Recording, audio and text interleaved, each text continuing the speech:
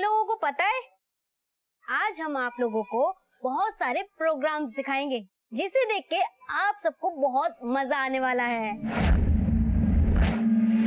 अरे कहा ना मैंने आई। नहीं नहीं नहीं, सोनम बेटा, शादी नहीं करनी है मुझसे, और इस लड़के से तो बिल्कुल नहीं। अगं मग कुणाशी लग्न करायचंय तुला? अरे पहले अपने आप को देख। अरे ये तीसरा रिश्ता लाई थी मैं तेरे लिए। अगर तू शादी नहीं करेगी तो इस घर में नहीं रहेगी, समझी? ठीक है, अगर ऐसी बात है तो नहीं रहना मुझे इस घर में। जा रही हूँ मैं इस घर को छोड़ के। बेटा सोनम, पर उससे शादी नहीं। सोनम बेटा। तो उसकी शुरुआत करते हैं हरी से।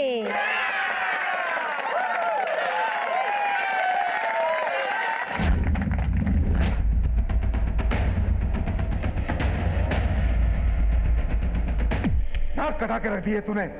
एक तो 6 इंच का पैदा हुआ और सिर्फ 2 इंच बढ़ा, और अब ये नौटंकी करके बाप दादा की इज्जत की धज्जियां उड़ा रहा है। तू मर क्यों नहीं जाता? मर जाऊंगा मैं, अब मुझे जीना भी नहीं है, और ऐसे घर में मैं रहना भी नहीं चाहता हूँ जहाँ इंसान को उसके मन से नहीं तन से तोला जाता है। जा रहा हूँ मैं, और याद रखिए यहाँ पे कभी इस घर में मैं वापस नहीं आऊंगा। हाँ मत आना।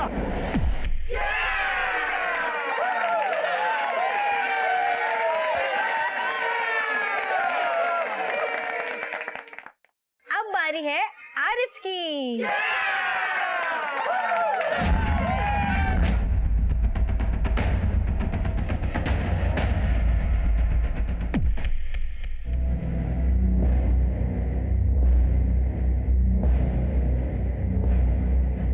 आजा मेरी मैना, अरे आजा ना। एक दिन ना ढेर सारे पैसे लेकर आऊंगा और तुझे उठा के ले जाऊंगा इस पिंजरे से आजाद करके।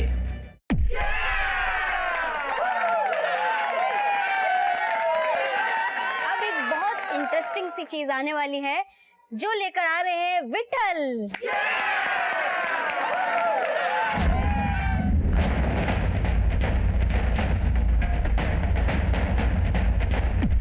चाहे कितना भी पैसा लगे मैं लेकर आऊंगा, कुछ भी करूंगा, लेकिन तेरा इलाज कराऊंगा।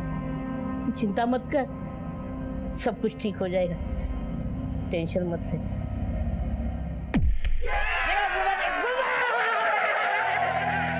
बुरा जो देखन मैं चला, बुरा न मिलया कोई, जो मन देखा अपना, मुझसे बुरा न कोई। दूसरों के ऐब, दूसरों की खामी को खोजते हुए हम अक्सर ये भूल जाते हैं कि इस दुनिया में कोई भी इंसान संपूर्ण नहीं होता। हम सब की जिंदगी में अक्सर ऐसे मकाम आते हैं जब हमें हीन भावना का शिकार बनाया जाता है, हमारी कमजोरियों, हमारी खामियों को उछाला जाता है, उनका मजाक उड़ाया जाता है। इंसान को कद काठी, रंग रूप, हैसियत और धर्म के तराजू में तोला जाता है, और ऐसा करते हुए हम ये भूल जाते हैं कि किसी के अंदर हीन भावना के बीज को बोकर हम उसकी आत्मा को खोखला कर रहे हैं, उसके घाव को कुरेद रहे हैं। जिंदगी एक संघर्ष है जहां हर कोई अपनी लड़ाई लड़ता है, लेकिन कुछ लोग ऐसे भी हैं जिनकी लड़ाई, जिनका संघर्ष कभी नहीं खत्म होता है।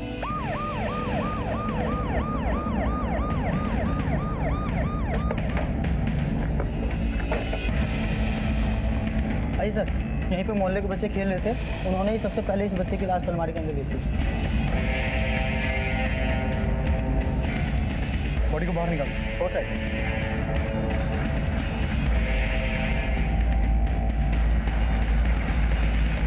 है चाहता और आरिफ बागवान लीला है, शायद इसका ही नाम हो।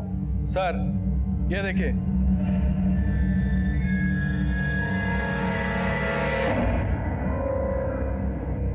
शायद इसे यही मारा गया और इसकी लाश को घसीटकर वहां अलमारी में छुपाया गया। लेकिन एक बौने की किसी से क्या दुश्मनी हो सकती है? दोस्ती या दुश्मनी कद देखकर नहीं होती देशमुख, पर सवाल ये है कि ये बौना यहाँ आया क्यों होगा?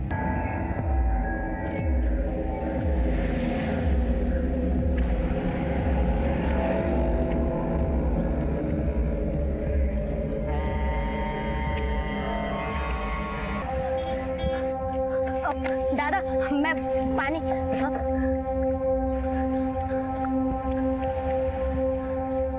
मिष्टी उठो, लो पानी। क्या हुआ इसे? ठीक तो है? कुछ नहीं, प्यास लगी थी। हाँ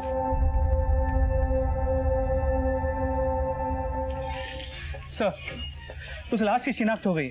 उसका नाम आरिफ बागवानी था। उसके रिकॉर्ड चेक किए तो पता चला उसका क्रिमिनल बैकग्राउंड था। पुलिस उसे छोटी मोटी चोरी के केसेस में ढूंढ रही थी। ये रहता कहाँ था? सर, उसके माँ बाप और भाई का पता चल गया। वो लोग सांगली में विजयनगर की मस्जिद वाली गली में रहते हैं। चलो।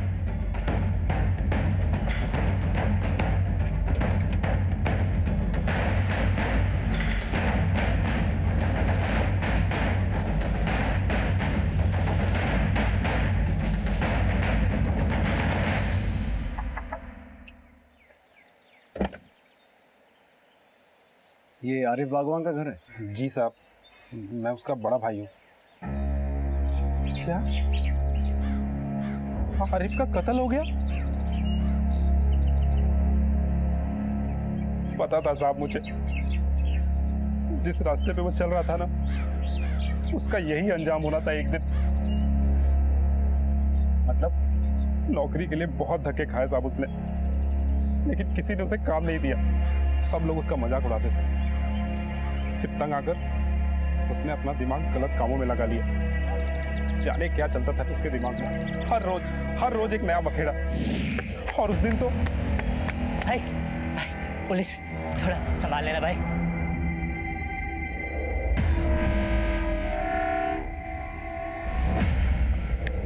आरिफ कहाँ पे? अंदर है साहब। चल बैठ। अरे छोड़ो ना, चल। अरे छोड़। आरिफ को क्या समझ के रखा है? एक दिन ऐसा काम करूंगा ना कि देख के संग रह जाओगे। चल। अरे कहता हूँ ना साहब, रुको ना। फिर उसके बाद वो कभी लौट के घर नहीं आया साहब। और ये सब तो सिर्फ उसके बाहर के कारनामे थे। घर के अंदर भी वो अपनी काली करतूतों से कभी बाज नहीं आता था।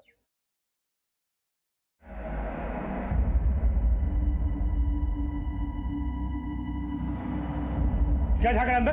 क्या झाँक रहा था? हाँ? भाभी ये बता रही काली करतूतें तूने घर में भी शुरू कर दी। मैं फालतू दोस्तों के साथ रह के घटिया आदमी बन गया था वो। किन लोगों के साथ घूमता था वो? साहब ज्यादा तो पता नहीं, लेकिन वो सादिक कुरैशी के साथ बहुत घूमता था। सादिक कुरैशी? जी साहब। कहाँ रहता है? मोबिनपुरा में। ठीक। देशमुख, आरिफ का क्रिमिनल रिकॉर्ड था, तो हो सकता है उसका कत्ल उसी के किसी उसके इस दोस्त सादिक कुरैशी को थाने बुला। देखे उसने दोस्ती निभाई है कि दुश्मनी? सर, नहीं चल सकती। हाँ, मुझे नहीं चलना। बस थोड़ा सा और सब्र कर लो मिष्टी, फिर सब ठीक हो जाएगा। हाँ, बस थोड़ा सा। और वो देखो, वो जगह है ना, बस वहाँ चलते हैं, फिर सो जाना तुम। फिर वहाँ पे अच्छे से आराम कर लेना। साहब, अपन को काय को बुलाया साहब? अपन ने क्या किया साहब? आरिफ के बारे में क्या जानता है? आरिफ साहब, वो बटला? हाँ वही, हत्या हो गई उसकी। हत्या? लेकिन साहब, एक हफ्ते पहले ही मुलाकात हुई थी उससे मेरी। आजकल आरिफ किन कामों में लगा हुआ था? किन लोगों के लिए काम करता था? वो 3-4 बौने लोगों के साथ पार्टी में कुछ गाने बजाने का काम करता था साहब, और उससे पैसा भी मिलता था। किसी लड़की वड़की के चक्कर में तो नहीं था? अरमान सबके होते हैं साहब, वैसे आरिफ के भी थे। कोई लड़की उसे भाव नहीं देती थी, लेकिन बावला हो गया था वो, इसीलिए उसे अड्डे पे लेकर गया था साहब। पिछले कुछ दिनों से आरिफ का आना जाना था वहाँ? नहीं साहब, आज का तो प्यार के चक्कर में पड़ा हुआ था। उसके ऊपर शादी करके घर बसाने का भूत सवार था साहब। उसकी ग्रुप की लड़की एक सोनम, उसके साथ शादी करना चाहता था, उसकी छाइट की। उस ग्रुप का मालिक कौन है? ये लोग रहते कहाँ हैं? बौने लोगों का ग्रुप है साहब, हरी, विठल और सोनम। ठीक है, जा सकता है, पर जरूरत पड़ेगी तो दोबारा बुलाएंगे। ओके साहब। आरिफ का क्रिमिनल पास था, कहीं नई नई लड़कियों के चक्कर में तो कांड नहीं हुआ है? उस लड़की सोनम से मिलो, देखो क्या जानकारी हाथ लगती है, पूरे ग्रुप की इंफॉर्मेशन निकालो। सर, बेरोजगारी की वजह से आरिफ गलत रास्ते पर चल पड़ा था। आखिर उसके दिमाग में क्या चल रहा था? जब हम किसी को ठुकराते हैं या उसका मजाक उड़ाते हैं, तो ऐसे लोग अपने आप को समाज से कटा हुआ महसूस करते हैं। उनके अंदर पनप रही हीन भावना उन्हें समाज से विद्रोह करने पर मजबूर करती है। हम बिना किसी की काबिलियत को परखे अंदाजा लगा लेते हैं कि ये काम उससे नहीं होगा, वो इस काम के लिए उचित नहीं है। कहीं ऐसा करके हम उन्हें कुचलने, अपमानित करने या उन्हें उनके मूल अधिकारों से वंचित करने में भागीदार तो नहीं बन रहे? क्या आरिफ की हत्या भी इतनी खामियों से जूझते इस इंसान की हत्या भला कौन कर सकता था? केस अनोखा था और सवाल कई थे जिनके जवाब ढूंढती पुलिस हर खुलासे से हैरान थी। दीदी मुझे बहुत ठंड लगती है। हाँ, इसे ओढ़ लो और फिर आपकी ठंड एकदम छू हो जाएगी। देखो आग जलाई है ना दीदी ने, अब ठंड नहीं लगेगी, सो जाओ।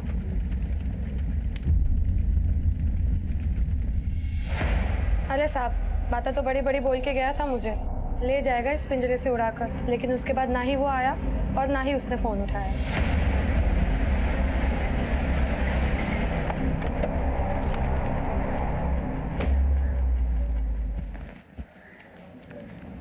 इसकी 3 प्रिंट आउट निकालो। सर, आरिफ की पोस्टमार्टम रिपोर्ट, इसके मुताबिक उसके सर के पीछे किसी भारी चीज से वार किया गया। उसकी मौत 20 नवंबर को रात 2 और 3 बजे के बीच हुई। इसके अलावा उसके कॉल रिकॉर्ड से पता चला है कि वो अपने घर वाले और सादिक के अलावा और 3 लोगों से बात किया करता, हरी, विट्ठल और सोनम। ये ताज्जुब की बात है कि इन तीनों के फोन स्विच ऑफ आ रहे हैं। एक साथ तीनों के नंबर्स का ऑफ होना मतलब साफ है, या तो इनमें से किसी ने या फिर तीनों ने मिलकर ये कांड किया है। इन तीनों से मिलना पड़ेगा, इनके फोन नंबर से इनके एड्रेस निकलवाओ और पूछताछ करो। उस कोटे से कुछ पता चला? सर, कोई खास इन्फॉर्मेशन नहीं मिली। आरिफ वहाँ पिछले कुछ दिनों से नहीं गया और ना ही वहाँ ऐसा कुछ हुआ है जिसकी वजह से आरिफ को कोई मार दे। हेलो, ठीक है, उन्हें हमारे थाने में भेजिए।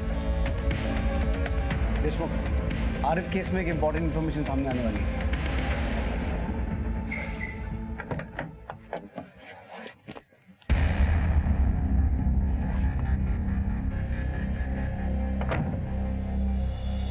साहेब, माझा नवरा विठ्ठल 2 दिन से गायब है साहब, फोन भी नहीं लग रहा उनका।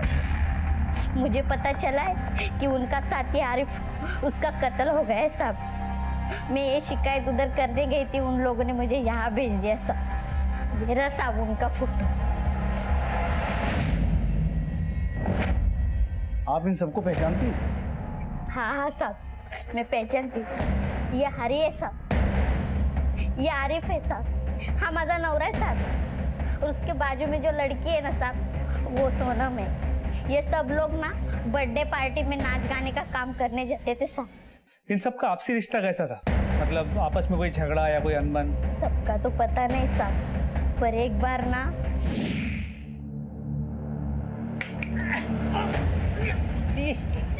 पैसा ज्यादा चाहिए। हाँ, चाहिए, तुझे ज्यादा काम करता हूँ तो पैसा चाहिए। अरे कुछ काम नहीं करता है। अरे तू जाना। नर्मदा जी, आपके पति के दोस्त आरिफ की हत्या, आपका पति विट्ठल लापता है। हो सकता है इस हत्या में आपके पति का हाथ हो? क्या लगता है आपको? नहीं नहीं साहब, वो ऐसा कभी नहीं कर सकते साहब। उस आरिफ को तो ग्रुप के मालिक हरी ने मारा होगा साहब। क्यों? क्योंकि हरी जो है ना, सोनम को अपनी बहन मानता था साहब, और जो आरिफ है ना, वो सोनम के पीछे पड़ा था साहब। और हरी कभी नहीं चाहता था आरिफ जैसे लड़के से उसकी शादी हो जाए। मेरे पति को ढूंढिए साहब, ये जो हरी का कार्ड है साहब। ठीक है, आप जाइए, अगर हमें कोई इन्फॉर्मेशन मिली तो हम आपको इत्तला करें।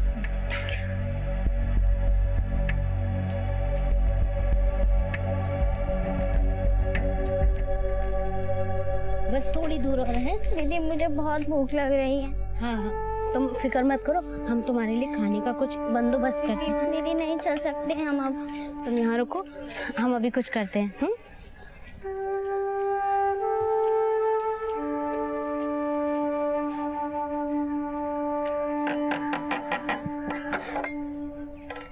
क्या है?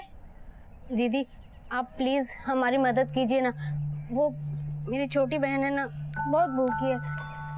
ठीक है, रुको।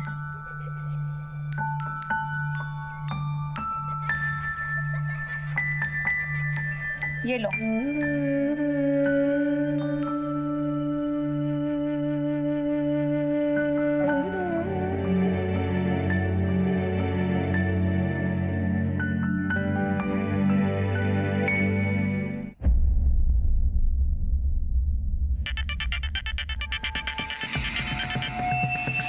हेलो,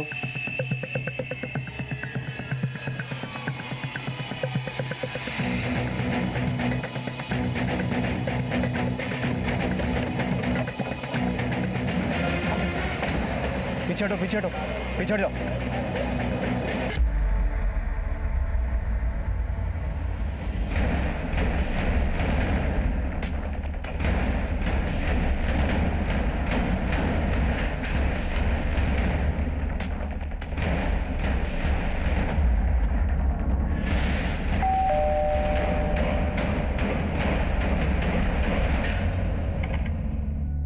लगता है घर पे कोई नहीं है। हरी पाटिल, सोनम कुदमकर। सुनिए।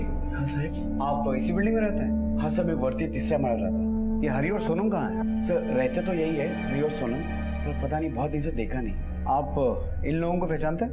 हो ना साहब, ये हरी है और ये सोनम है साहब, ये भाई बहन है। एक मिनट साहब, एक हफ्ता पहले और एक कांड हुआ था। अरे अकल वकल नहीं आ रही तुझे? अबे साले बहुत पिटेगा, इतनी मार मारेंगे ना कुत्ता बना देंगे तुझे।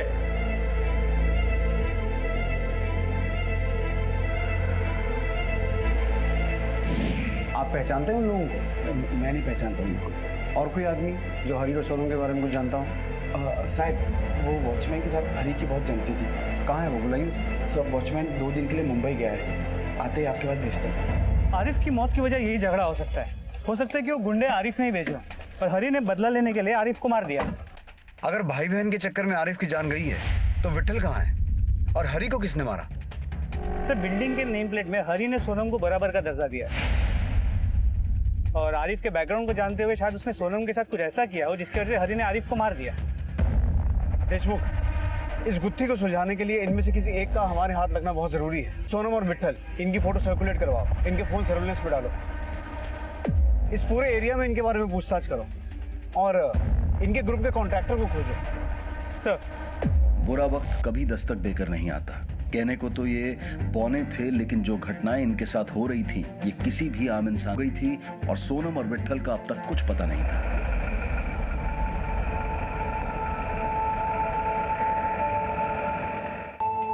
साहेब, हा चेतन, हरीच्या बिल्डिंगचा वॉचमॅन। नमस्कार साहब। बोल। साहब हरी मुझे हर 15-20 दिन में लिफाफा कुरियर करने को देता था। कहाँ भेजता था? साहब ये सब उसकी पावती।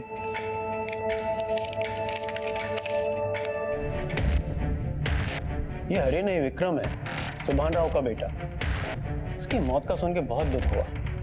मैं इस फैमिली को सालों से जानता हूँ। सुभान राव का जितना दबदबा बुलंद है, नहीं उसके बेटे का कद छोटा निकला और ये छोटा कद ही बाप बेटे के बीच की दूरी का कारण बना। विधाते कोई तो इलाज होगा ना, मैं तो तंग आ गया हूँ। देखिए कोशिश तो कर रहे हैं, बाकी तो ऊपर वाले। अरे डॉक्टर अंकल नमस्ते। अरे विक्रम कैसे हो, कहाँ जा रहे हो? वो कल मेरा शो है, उसी के प्रैक्टिस के लिए जा रहा था। मना किया था ना रूम से बाहर निकलने के लिए। फांड बनकर मेरी बेइज्जती कराएगा, जान दर। विक्रम का कद बढ़ाने के लिए सुभान राव ने कोई इलाज, कोई तरीका नहीं छोड़ा।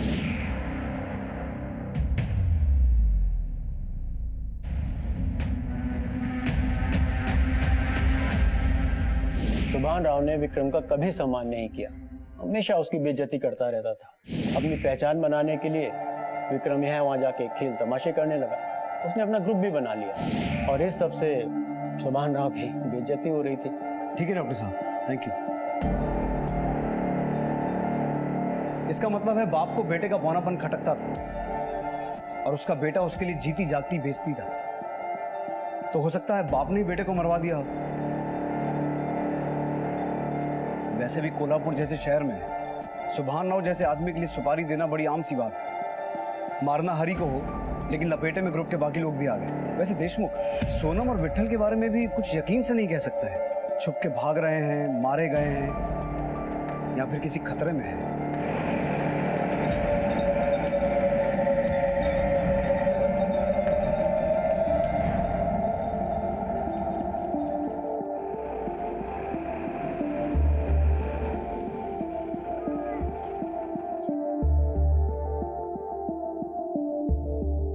थैंक यू दादा, आपने हमारी मदद की।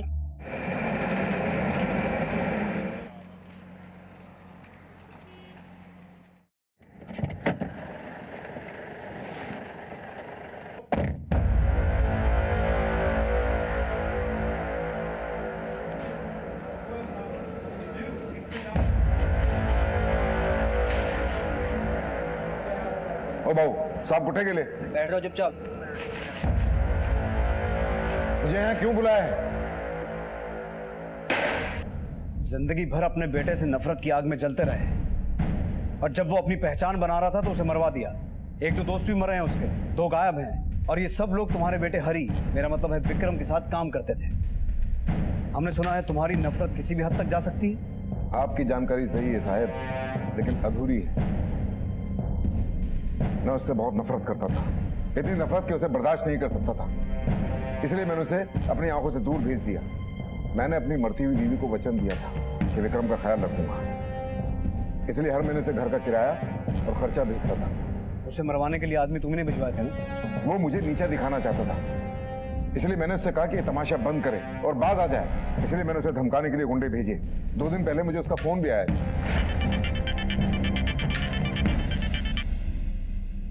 बाबा, बाबा मुझे बचा लो बाबा।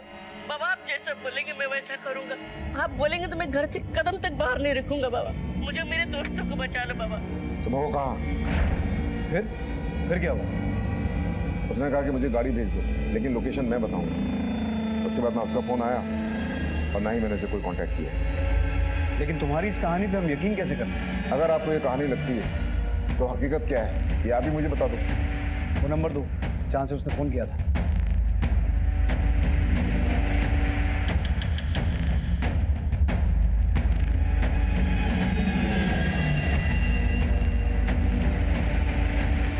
सुमन राव उसी सोच की बोली बोल रहा था जो हम सदियों से सुनते आ रहे हैं, जहां हम इंसान को एक दायरे में बांध देते हैं, उसकी योग्यता, उसकी कला को उसके व्यक्तित्व से जोड़कर उसे अपमानित करते हैं। वो कुछ भी कर लें, जितना भी अच्छा कर लें, हम उन्हें स्वीकार नहीं करते, उन्हें प्रोत्साहित नहीं करते। और जब ऐसे लोग अपनों से अपने घर से ठुकराए जाते हैं तो उन्हें घर की चारदीवारी को छोड़कर घर के बाहर सहारा ढूंढना पड़ता है। हम सब ने स्कूल में चिल्ला चिल्ला कर यह संकल्प लिया था कि मैं अपने सभी देशवासियों के साथ शिष्टता का व्यवहार करूंगा, पर क्या हम अपनी उस प्रतिज्ञा का पालन कर रहे हैं? क्या हम एक बेहतर समाज बनाने में अपना योगदान दे रहे हैं? क्या हम दूसरों के मान सम्मान की परवाह करते हैं? कहीं हम में भी सुभन राव जैसा कोई किरदार तो छिपकर नहीं बैठा कि इसने संगीन रूप ले लिया था?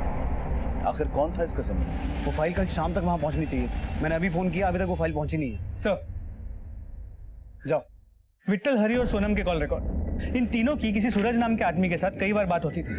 देशमुख, इस केस की तह तक पहुंचने के लिए हर एक इंफॉर्मेशन इंपॉर्टेंट है। सूरज से बात करके देखिए क्या सामने आता है। सर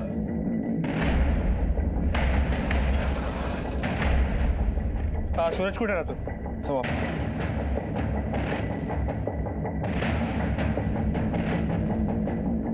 सूरज, हाँ साहेब, काय झालं?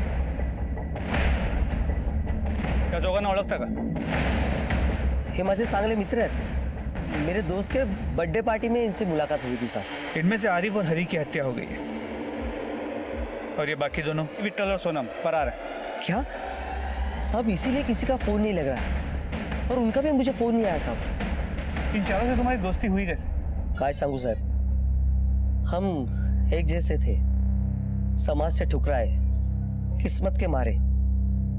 मेरे माँ बाप का पता नहीं और इनके माँ बाप होते हुए भी इनका कोई अपना नहीं। मैंने उन्हें और उन्होंने मुझे सहारा दिया था साहब। ये आरिफ आदमी कैसा था? मतलब किसी से कोई झगड़ा, कोई अनबन? सच कहूँ तो आरिफ अच्छा इंसान नहीं था।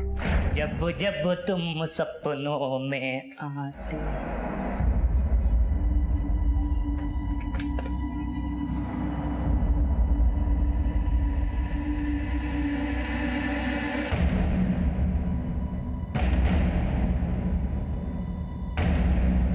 क्या कर रहा है ये? क्या कर रहा है? मैंने तुझे 50 मरतबा मना किया ना, वो मेरी बहन है, मेरी बहन से दूर रहना साले। साला साला तो मैं तुझे बनाऊंगा। क्या बोलता है? अपनी बहन का हाथ मेरे हाथ में देता है क्या? अपनी औकात देखा है तू? अब मैं तुझे अपने परिवार के जैसे मानता हूँ और तू बार बार वही हरकतें करता है। चल निकल निकल यहाँ से। अरे दोबारा मेरे बीच में आना नहीं। अरे क्या हुआ क्या? अरे इसको समझाओ, इसको मैं अपने घर के जैसा, अपने परिवार के जैसा मानता हूँ। ये साला मेरी बहन पर नजर रखता है। बाहर की गंदगी बाहर रख, समझा ना? निकल यहाँ से। देख लूंगा तुम दोनों भाई बहन को ना, देख लूंगा, छोड़ूंगा नहीं तुम लोगों को। निकाल, फिर देख लेना। इतना सब कुछ हो जाने के बाद हरी ने तो आरिफ को ग्रुप से निकाल दिया होगा। नहीं साहब, हरी के लिए तो उसका ग्रुप ही परिवार जैसा है और वो किसी के बिना नहीं रह सकता था। और आरिफ ने भी दूसरे दिन माफी मांगी तो हरी ने भी उसे माफ कर दिया। ठीक है, अगर इनमें से कोई भी तुम्हें कांटेक्ट करे तो सबसे पहले हमें इन्फॉर्म करना। ठीक है सर।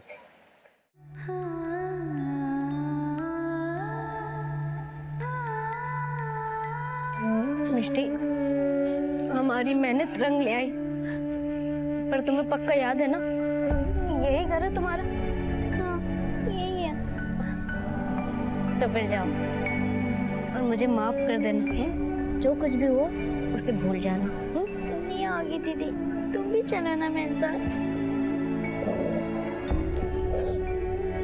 तुम जाओ।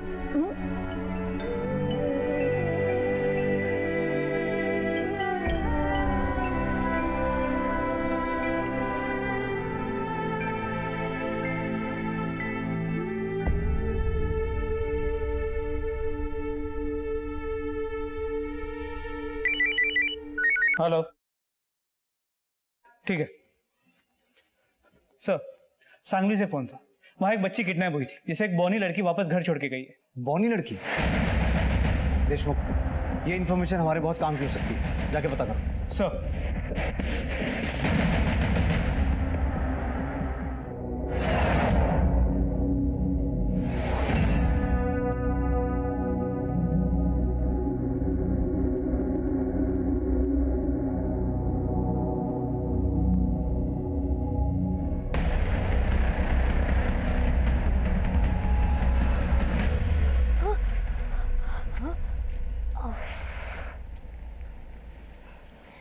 तुमने तो डरा ही दिया।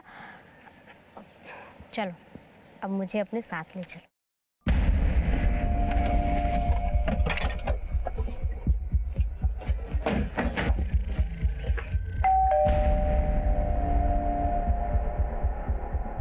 मिस्टर सेन गुप्ता। यस। आपसे कुछ बात करनी।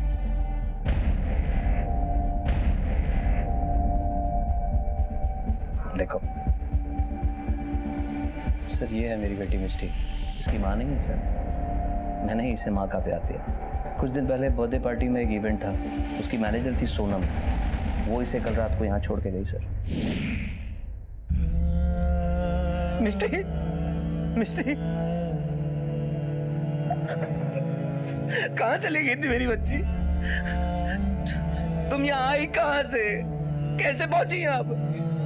दीदी। कौन दीदी बेटा? वो तो चली गई। मेरी बच्ची। चल बेटा अंदर चल। सोनम,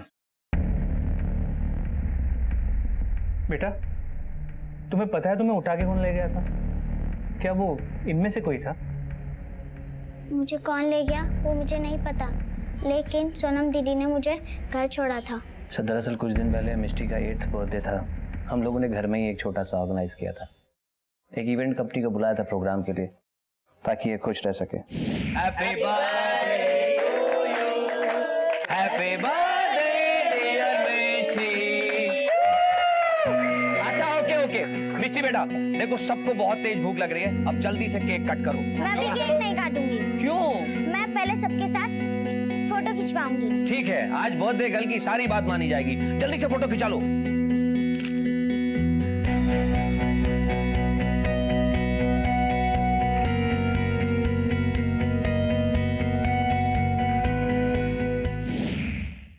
अच्छा, इन दिनों में आपको फिरौती के लिए कोई कॉल आया था? नहीं सर, ऐसा कोई कॉल नहीं है। ठीक है।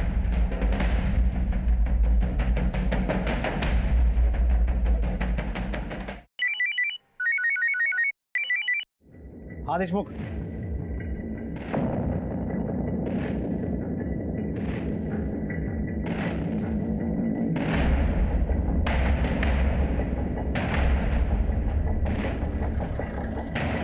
आइए सर, मैंने ही आपको फ़ोन किया था। इधर देखो लाश पड़ी है। मुझे समझ में नहीं आ रहा कि इन लोगों के पीछे कोई क्यों पड़ा है। और ये केस तो पूरा उल्टा पुल्टा जा रहा है। मुझे लगता है इन सबके पीछे विट्ठल का ही हाथ है, लेकिन मकसद समझ में नहीं आ रहा। क्यों एक हंसते खेलते ग्रुप में ये खूनी खेल शुरू हो गया? सुभान की दुश्मनी हरी से हो सकती है, लेकिन इन सबको मार के सुभान को क्या मिलेगा? और एक बात नोट की, एक ही ग्रुप के 2 लोगों की हत्या एक ही एरिया में हुई है। इस जगह से कुछ ना कुछ तो लेना देना है इनका। फिलहाल बॉडी को पोस्टमार्टम के लिए ले जाओ।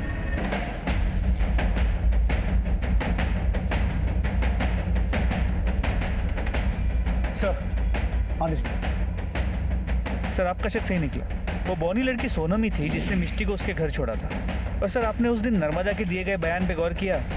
उसने कहा था कि हमारी कोई औलाद नहीं है ना, इसलिए हम दोनों मेहनत करके पैसा इकट्ठा कर रहे थे सब।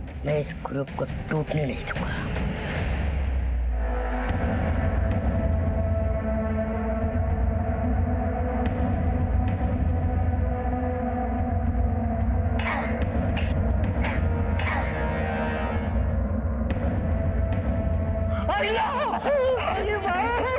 ये सब मेरे बाप दादाओं के पुश्तैनी खजाने हैं। पूरे हॉल में बक्से भर भर के ऐसे खजाने गड़े हुए हैं। चलो और निकालते हैं। हाँ जल्दी करो। ना ना ना ना, बस ये खजाना अभिशापित है। अभिशापित? इसको ऐसे नहीं निकाल सकते। क्यों?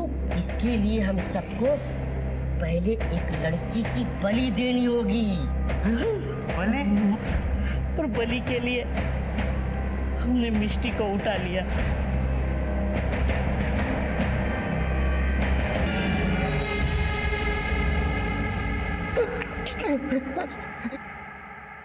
देशमुख, बोल बोल। सोनम से मैं प्यार से बात करता था। वो मुझे पसंद करने लगी थी। उसके सपनों का नॉर्मल आदमी नहीं था। वो मेरे अंदर अपना जीवन साथी ढूंढ रही थी। सोनम ने मुझे बताया था कि हरि के पास खजाना है। मैं उसके बातों में आ गया तो मैंने तय किया कि मैं पहले खजाना लेके जाऊंगा। आरिफ के मरने के बाद सोनम भी मिष्टी को लेके चली गई। हरि और विठल भी चले गए। मैं उन दोनों को ढूंढ रहा था साहब। तभी मैंने नर्मदा को बोला कि अगर तुम्हें फोन आए तो मुझे बता देना।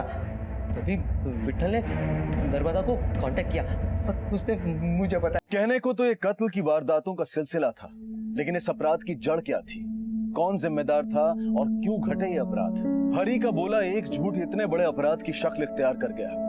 सवाल ये नहीं है कि उसने झूठ क्यों बोला, सवाल ये है कि उसे किस बात ने झूठ बोलने पर मजबूर किया। सगे और खून के रिश्तों से अपमानित और ठुकराए जाने के बाद हरि ने अपने जैसे ही लोगों को अपना परिवार मान लिया। सोनम के रूप में उसे बहन और विठल और आरिफ के रूप में उसे भाई मिल गए थे। अलग अलग रंग और धर्म के होने के बावजूद उन्होंने एक दूसरे को सहारा दिया, सम्मान दिया। लेकिन जब ये परिवार टूटकर बिखरने पर आया तो उसने गलत कदम उठा लिया। आरिफ को काम मिल जाता तो वो शादी करके सेटल हो जाता। सोनम का हाथ किसी अच्छे आदमी ने थाम लिया होता तो उसकी जिंदगी गुलजार बन जाती। विठल और नर्मदा को किसी ने सहारा दिया होता तो उनके जीवन में भी खुशियां आ सकती थी। हरि के पिता ने अगर हरि को समझा होता तो वो अपने हुनर से अपना नाम रोशन कर सकता था। एक जिम्मेदार नागरिक होने के नाते हमें हर किसी के मान सम्मान और प्रतिष्ठा का आदर करते हुए ही एक कुशल समाज बनाना होगा। इसी विचार के साथ अब मैं अनूप सोनी आपसे विदा लेता हूं। फिर मुलाकात होगी अगले एपिसोड में एक और चौंका देने वाले केस के साथ। तब तक अपना और अपने परिवार का ख्याल रखें और देखते रहें क्राइम पेट्रोल डायल 100। सवा के एक को सीख हम सबको। जय हिंद। क्राइम पेट्रोल के ऐसे ही मजेदार एपिसोड्स देखने के लिए हमारे चैनल को सब्सक्राइब करें